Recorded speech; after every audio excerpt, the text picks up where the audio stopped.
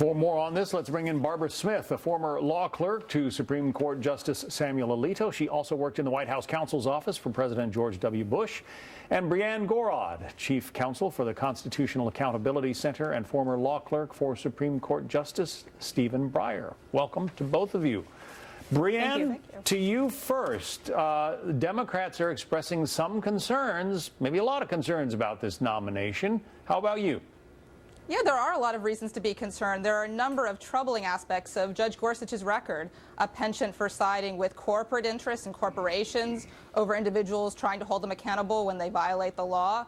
A penchant for not respecting federal civil rights protections passed into law by Congress. And a real antipathy to the role of the courts as a forum for vindicating individual rights and protections guaranteed in the Constitution.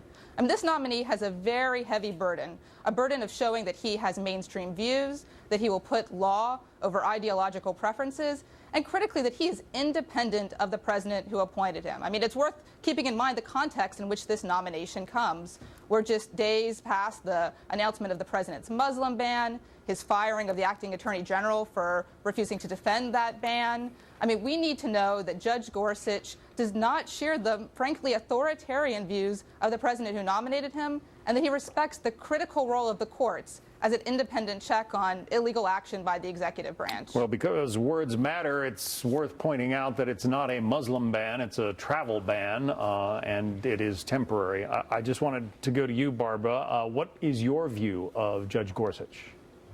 Yeah, I just have to fundamentally disagree with that analysis of his record. I think Judge Gorsuch has thought long and hard about what the proper role of a federal appellate judge is in our constitutional system.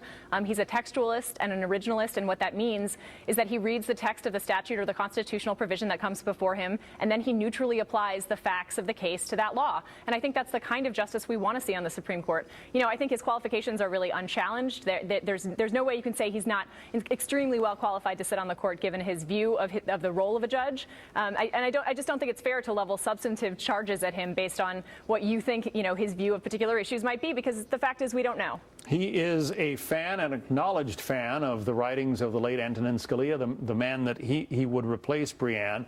A conservative justice replacing a conservative justice. What's wrong with that? Well, I mean, the key question is, will he follow all of the Constitution or just the parts of the Constitution that he particularly likes? It's also worth keeping in mind the promises that candidate Trump made throughout the campaign, which was that he was going to apply a litmus test to his nominee, that he would make sure that his nominee would vote to overrule Roe v. Wade, that his nominee would have particular views on guns and on religious liberty. I mean, that is very unusual, and it's very troubling. Hillary Clinton said the same thing regarding litmus tests on Roe v. Wade. Litmus tests are a problem, no matter what candidate articulates them. The question for any justice is whether they will faithfully apply the text and history of the Constitution. And, given what we have seen from Judge Gorsuch, there's, a need to look very seriously at his record and also to know whether he has made promises to the president and whether he will, when cases come to them, take them as they come, look at what the law requires, or whether he's going to put his ideological preferences first. But witness the justices we have sitting now, Barbara. Justices interpret the law in very different ways. Sure, and I think if we want an answer to the question, how will Justice Gorsuch interpret the law, we can listen to his own words from his speech just last night, where he said he was acutely aware of his own imperfections and he would faithfully apply the statutes that he's interpreting and the Constitution as it's written. So I take him at his word that that's the kind of judge he intends to be. And I think, there's to add a little levity to the conversation, I think there's something Brianne and I can agree on, which is we'd both love to see a justice on the Supreme Court sitting with his former boss, Justice Kennedy. As a former Supreme Court clerk myself, I think that would be an incredible thing to see for the court and for both of them. It will be interesting, assuming he is confirmed, and that is not a given just yet. Barbara Smith, Brianne Gorod, thanks very much. Thank you.